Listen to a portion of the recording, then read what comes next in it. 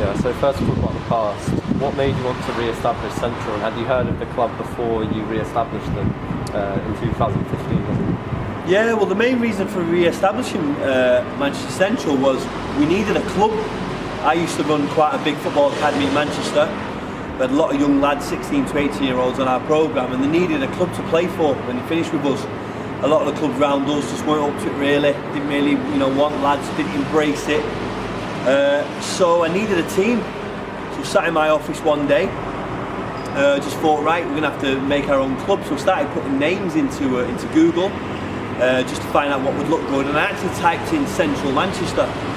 And then popped up loads of information about Manchester Central, and I thought, wow, that club used to exist. A lot of history, a lot of things on Pinterest and all that. So contacted the local county FA, and yeah, it was okay to re-establish Manchester Central, if you like. So we took on the badge, we took on the old affiliation number, and basically we re-established Manchester Central for the purpose of the lads from my academy playing for them, which is exactly what's happened. And were you aware of the club before re-establishing them? Because they had a lot of the philosophies the club had were similar to the philosophies of the club now, like developing young talent, local talent. Is that something that you'd known before, or is it just kind of a coincidence? You know what, it was a total coincidence, and it was a good coincidence, wasn't it? Didn't know that, but obviously reading the articles and reading some of the paperwork from the club back in the day, yeah, they were all about young, homegrown Manchester players, weren't they, and giving youth a chance. Picking up players from the likes of City and United and giving them a game. Pretty much exactly what we are today, aren't we? Exactly centred for Manchester and Greater Manchester based players, to give them a chance and get them a foot on the ladder in football. So I think it was just an absolute coincidence that was the club 80 odd years ago, and it's still the same ethos now. Mm-hmm. And going into the future, what are your main aims, short term and long term, with Central? Well, short term is to pay the bills and be able to survive and compete. Obviously, all football at this level is driven usually by the amount of money you've got, and we've obviously got a fantastic partnership now with Manchester College, where we're assisted by having a home ground and training venue. Without that, we'd be snookered. So it's a massive thanks to Bill Prendergast down at the college and all the college kind of staff that we're able to use them facilities. So. Because short term, we've been around a little bit. We played at different venues. We played at the regional arena, played at the Armitage, played at 10 Acres Lane, and that's been fantastic. Brilliant short-term partnership down there with Easton's Trust. Helped us out massively. But yeah, short term, it's to be able to pay the bills, to be able to compete like we have done this season, and obviously longer term, flourish and grow and go up through the leagues. That'll be the long-term plan. And financially, how does Central run as a club now? Well, right now it runs out of my pocket probably, that's the truth of it. Obviously as the founder and chairman and manager, it's all on me really, but we've had some massive help over the last couple of years, most notably from a gentleman called Martin McGuire. Some people will know Martin, not many people will, but it should go down the history really of Central that he was a massive help for us to continue really. We had a few issues with the football academy and some of the members of some of the personnel that was with us over the last few years. But obviously, I knew ways to get us around that and fight and survive. But Martin was a massive help with some finances back in the day, allowed the club to get to where it is today, which has obviously secured a cup win and a promotion. So in terms of a financial outlook, always in the back of my mind, it's a big thanks to Martin McGuire. But also, put my hand in my pocket and I've got us through these last 2 seasons as an open age team. So probably something we need to develop and grow over the coming seasons, I think, the financial aspect. And who is Martin? How do you know of him, and how did he help you financially? What kind of money did he put into the club? Well, it's a long story really, probably one not to go on to in this video really, that's for the movie I think. But Martin was a gentleman that I used to work with here at Maxfield Town, top guy, I really respected him, valued his input and advice and help. So obviously when we set up Manchester Central, he did pay a keen interest really in what we're doing and how we're going about things. He really was keen on helping young people flourish and grow and stay out of trouble and get on the right track. It all ticked a lot of boxes with Central. He understood we needed money for kits and facilities and all this stuff, and he did help us with a substantial amount of money really, which, one day it'd be nice to think the football club can flourish and grow and pay him back one day, but I'm sure he didn't do it for that aspect, but he helped us out a lot. Without that help today, when we're not in existence, so I just need to repay that in the future really, and I'm trying to do everything we can to do that. I know he's been down to watch many of our games. I know he watches the clips on YouTube and stuff, so hopefully he's proud of what he's helped us achieve. And with the partnership with the college, what kind of thing are you looking to get out of that? Obviously you can develop players through that and get a better infrastructure as a club. Yeah. Is that something that's really vital for Central's future? Yeah, I think it's massive. I think without that partnership with Manchester College, we might be, struggling really. And I don't mean that in a bad way. I just mean that's what's given us the vibrancy and the impetus and the kind of ambition. Because working really well with the college guys, the staff down there, most certainly Bill Prendergast has been great to us. The likes of you Barry Atkins who run the college and stuff. Real big help for Manchester Central, because they had the ambition of setting up kind of a club at their college, really, like a Team Bath or a Gateshead or something. And we've actually come in and helped them do that overnight. So what we need to do is we need to help drive young students, young people to the college on the basis of they join the college and get a fantastic education, but then they play for Central and they're in our kind of network, really. So whether it's a female, we set up a female section, or whether it's young lads at 16, 18 leaving high school, coming to the college, the part of Central, and no more is that proved. By next season we will have a reserve team for Central, and that will be built up largely of Manchester College players. So and then obviously you kind of filtering down into facilities.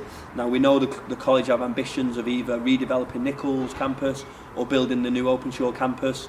We're kind of sat waiting in the wings, really, that when they do that, the football facility there is adequate for us to go up the leagues in terms of the ground grading. So that's something we're really excited about. And you spoke about a women's team. Do you think that's something that Central can do in the future, try and push into the women's game? Because Man United only recently started their team, so is it something that you'd want to do? Absolutely would want to do it. We know the growth in girls football is fantastic. Look, I've never really, never really been something, it's not really been for me, to be honest, not in a bad way, but I've always been in the male game, non-league, working at MacTown, not really ever done anything myself in the female game, but I know plenty of people have. We used to have a young girl work for us, Vicky Jepson's fantastic, great role model for what you can do in female football, going on to work with England and stuff now.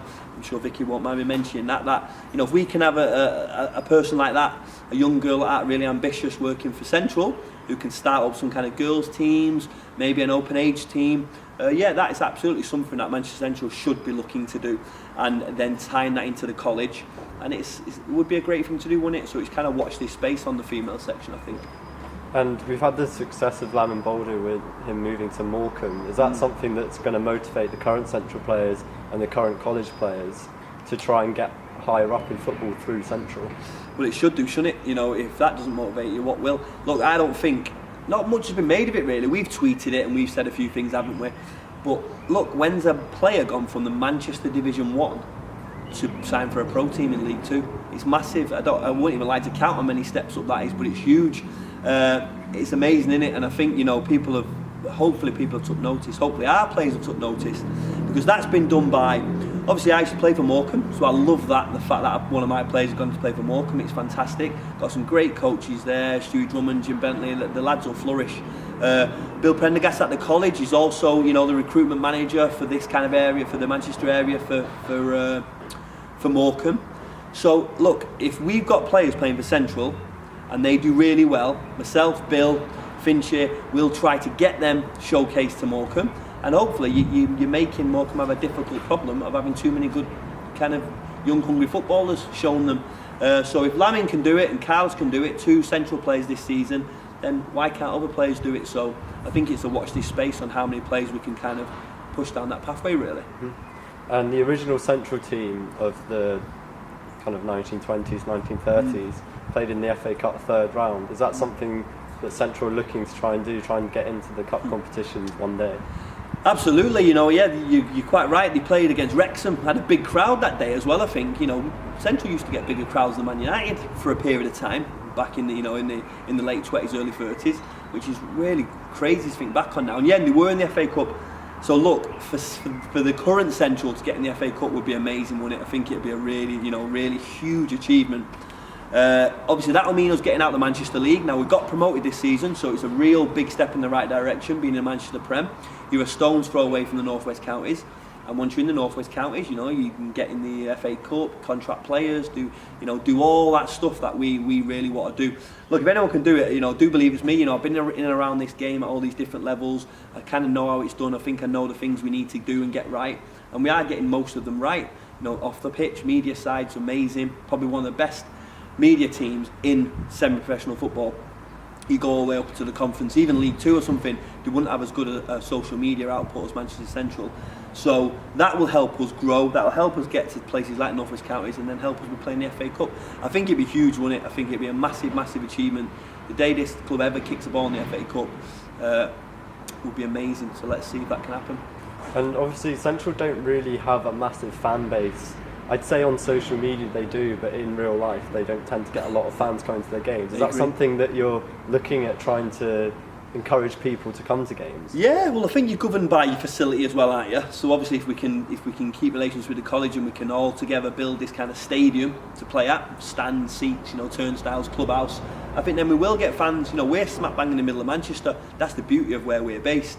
So look, the football, the people there that want to watch football, if we can tap into United and City fans that when them teams are away come and watch Central, I personally think that's doable. Now look, our fans at the moment are family, friends and loved ones, aren't they? My daughters, my wife, they come, everyone's, loads of mums and dads of players are there, girlfriends and things, and so that's who it is. Our last game against Wimbledon Albion, I think we're kind of counting, there was a lot of people there, about 20-30 people just with us. There was a good, strong crowd at the Murray Shield final. I think 180 was at the final. A lot of them would have been Central. So I think, in terms of friends, family, loved ones coming, we've done amazing. We've done great, more than any teams that we see week in, week out. But yeah, we do need fans, don't we? We need that clubhouse. We need that place where you come have a beer, watch a game of football. That's what we need to create a fan base. But to do that, smack bang in the middle of Manchester, if anyone can do it, it's us. So I think we'll just have to watch this space on the fan base one. And back to on the pitch, how are you looking to build your team so you can compete in the Premier Division to try and get into the North West Counties League? Well, that's the big question, isn't it? We've done amazing this year. Last season was a good season as well. This year we've gone one better, which is fantastic. So we're showing progression on the pitch. Really, we probably need a few more wiser old heads, I would say. We've got a very, very young team. A lot of kind of 18, 19-year-olds. Which comes, with all the pluses and also comes with some minuses. Sometimes we're a bit of game craft, a bit of streetwiseness we don't really have. I think you probably need a bit of a spine, maybe a few more older heads. We've done great with CJs and Tom and that, and they've done it at the back, and the lads at the back have got a lot more solid this season, letting a lot less goals, I think. But I think through the spine, a forward, a centre midfielder with a bit of age and a bit of wisdom, a bit of nous, that's probably what we need to bring on these young guys, these Josh Friths, Corey's, Mauros, all these kind of Marcells, all these forward-going players. They could probably do with a bit of an older, wiser head, just teach them the ropes and that.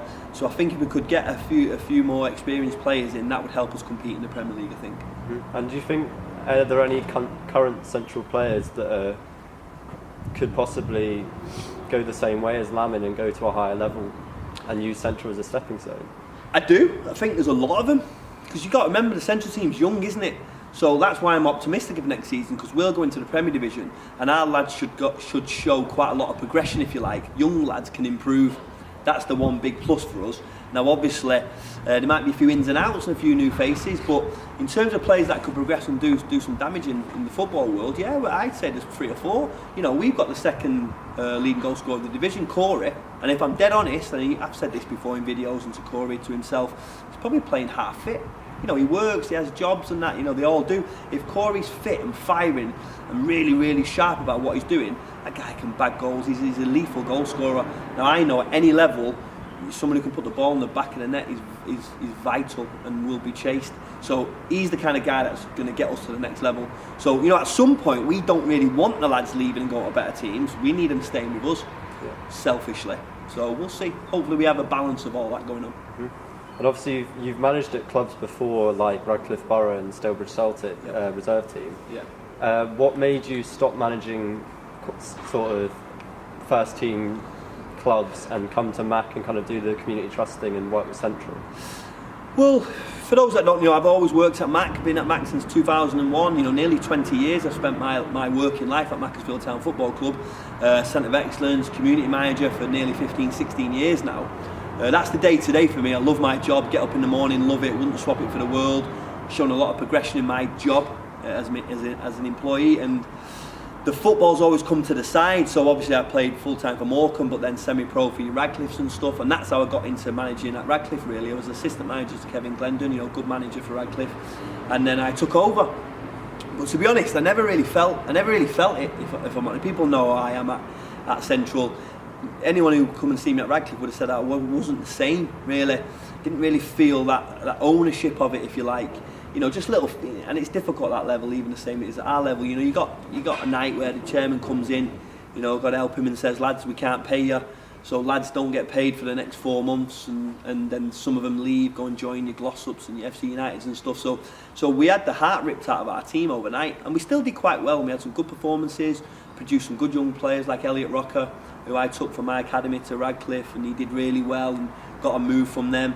And I just didn't feel the love for it. You know, my wife, my kids, they come to every game at Central. Didn't really go to a Radcliffe game. Yeah, we just didn't really feel it. Now I wouldn't rule that out for the future. It obviously depends what happens with Central, but I feel a lot more love and ownership, and the vibe of Central's amazing. You know, the brilliant work you've done, the media team. Everyone loves being there, and everyone loves going. And you can't buy that. I can't make people come.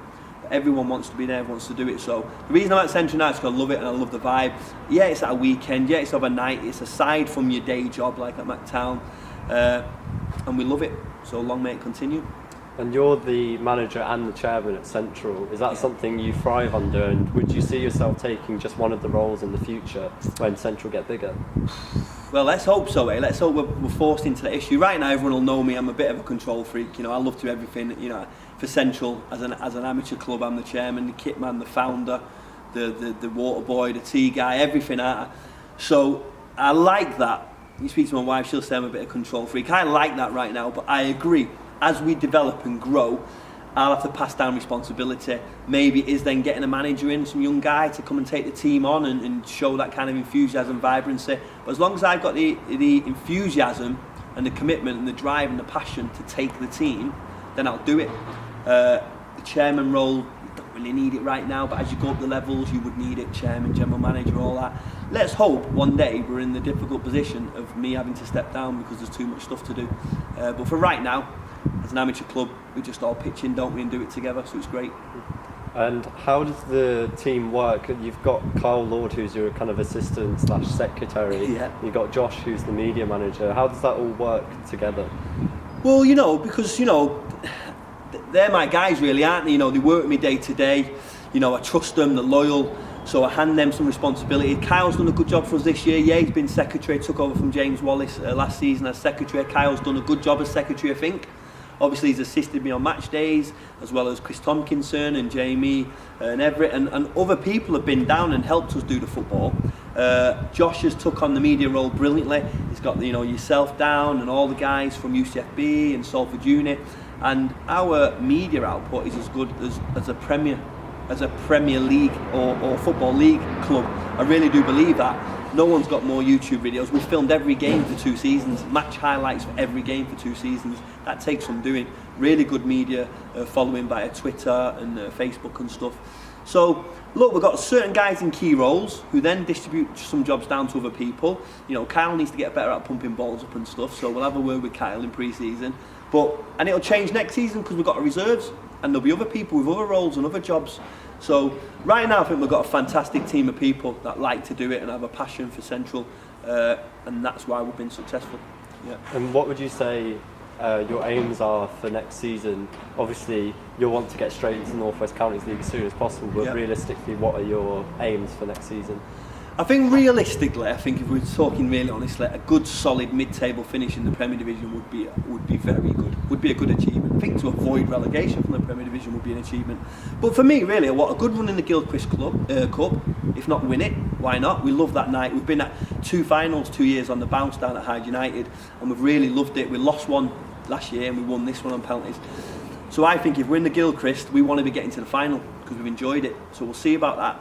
I think in the Premier Division, some really good teams, really good established clubs, been going for 50, 60, 100 years in some cases. So it'll be a challenge. But you've got to think the 2 best teams are going out of it, Avro and Wivenshaw Amateurs, who really would have been better than us and would have been a real stern test for us. Well, they're out of it. Who's the third place team? Don't know, maybe someone like an East Manchester or something, who we played in the final last year. So can we be as good as an East Manchester? Yeah, I don't see why not. On our day we will be. We just probably need the consistency. So I honestly, if you're asking me really honestly, I'd say good solid mid-table finish would be great. But look, we are definitely starting the season like everyone would, to try and win the league and to try and win the cup. That's the top and bottom of it. And off this season's showing, maybe we're a good outside bet. So let's see.